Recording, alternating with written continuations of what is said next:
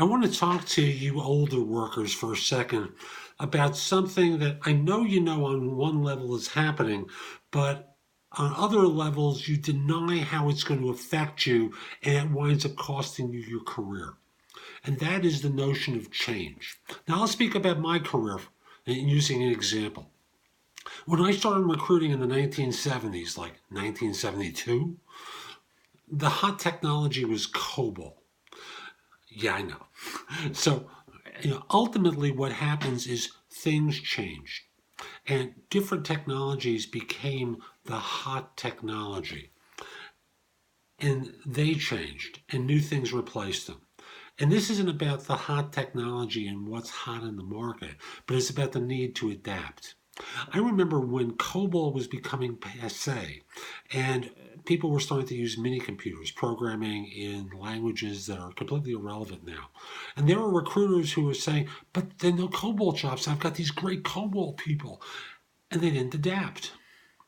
And if you look at your field and the one that you're working in now and start thinking about the changes that you've seen over the course of either your brief career or your long career in this field, you'll see that things have changed. And you can argue with them like, I don't want to learn this stuff. And might as well at that moment concede the fact that your career will come to an end because there are other people who do want to learn that stuff, who do want to get involved with those things that are new and hot and desirable. And it's not like you're necessarily going to be the best of that technology, but you need to get some experience with whatever that thing is. That's the new hot thing in your field.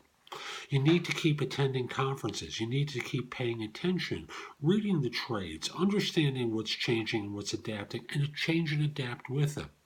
Now, for you, unless you do this, let's skip ahead a couple of years. There's going to be some version of recession. That's the reality. Not everything goes up in a straight line all the time. And this isn't about who's going to be elected president and who isn't going to be elected president. There's going to be a recession at some point, no matter who's elected. And when firms start evaluating who to cut, unless you've adapted, you're an expensive item to them, especially knowing the old stuff.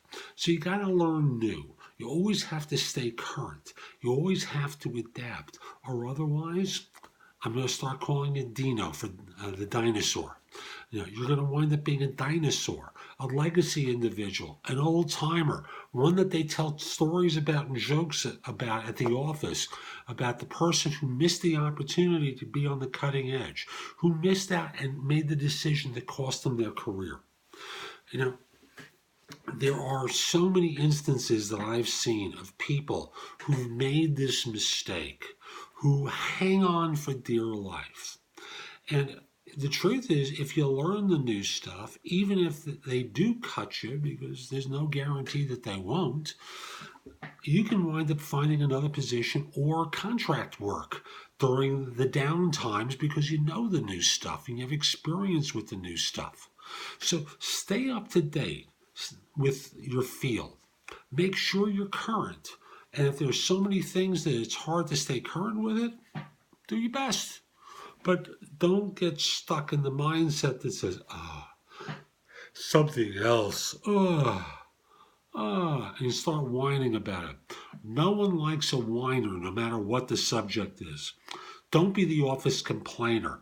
Adapt, spearhead the change, encourage other people to adapt as well. You'll wind up being a survivor. Have a great day.